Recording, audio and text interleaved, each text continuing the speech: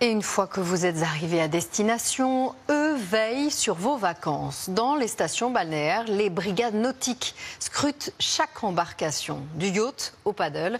C'est l'enquête du 20h dans le golfe de Saint-Tropez. Anouchka Fieler, Julien Garel et Christophe Napoli. Il y a 2 blessés, alors je ne sais pas s'il y a les pompiers déjà. Accident en mer. We are the police office. Contrôle des super yachts ou des jet skis. Vous avez la lampe flash? Dans le golfe de Saint-Tropez, ces gendarmes nautiques sont sur tous les fronts.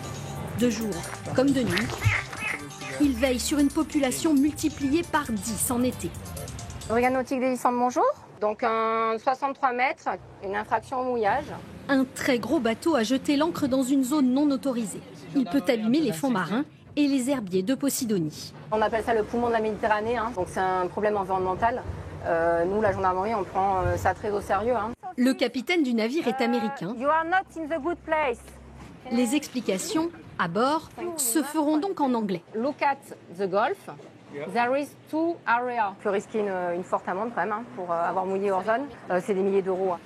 Une amende élevée, mais ce yacht est estimé à 45 millions d'euros. L'enjeu, ici, l'été, c'est de faire cohabiter toutes les embarcations, des plus grosses aux plus petites. Vous voyez les grosses bouées jaunes, il ne faut pas les dépasser. Retournez un petit peu à l'intérieur.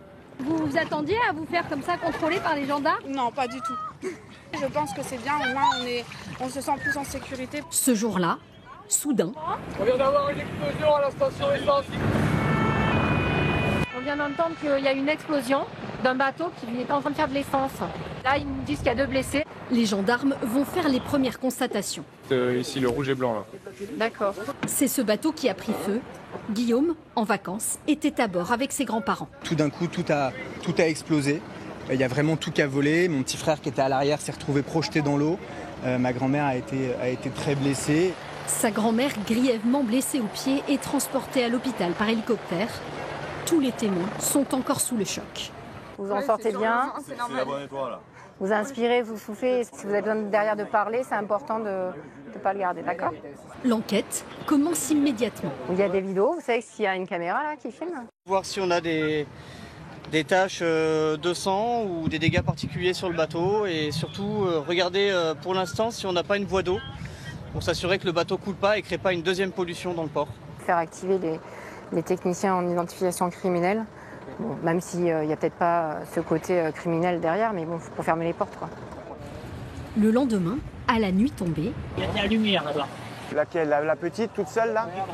nous retrouvons la brigade nautique sur le lac de Saint-Cassien. Là, apparemment, on aurait l'information comme quoi il y aurait des gens qui font des feux, alors que c'est strictement interdit à cette période de l'année et à ces endroits-là. Pour trouver les contrevenants, les gendarmes ont un outil efficace. C'est une vision nocturne, donc je vois un peu comme les chats. Un groupe de fêtards a été repéré. Ah, c'est où la fête? Messieurs, dames, bonsoir, la gendarmerie. Est-ce qu'on peut baisser un peu la musique, s'il vous plaît?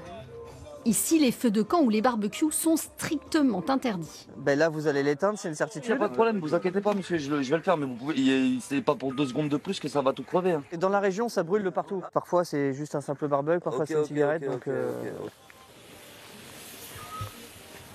Autre mission des gendarmes, aidée ce soir par des gardes-pêche, lutter contre le braconnage. Là, j'arrive à voir, j'ai un repère. Les gens n'ont pas éteint leurs lampes. Là, souvent, quand ils entendent le bruit du moteur ou qu'ils voient nos phares, ils éteignent tout, ils coupent tout et ils remontent vite les cannes. Car dans ce lac réputé pour ses carpes, la pêche nocturne n'est pas autorisée. Pourtant, 2 personnes qui sont au bord de l'eau avec du matériel. Timing là. Messieurs, bonsoir. Ils sont en train de pêcher de nuit. Là, on a 3 cannes qui sont en action de pêche, donc on a une infraction qui est caractérisée. ce groupe d'Ukrainiens va devoir plier les gaules et écoper d'une amende. Vous avez une pièce d'identité et votre carte de pêche, s'il vous plaît? On verbalise pour la pêche de nuit, d'accord? Donc à 68 € d'amende. La patrouille va encore durer plusieurs heures. Pour la brigade nautique, l'été n'a rien d'un long fleuve tranquille. La nuit, le jour, leur vigilance ne prend jamais de vacances.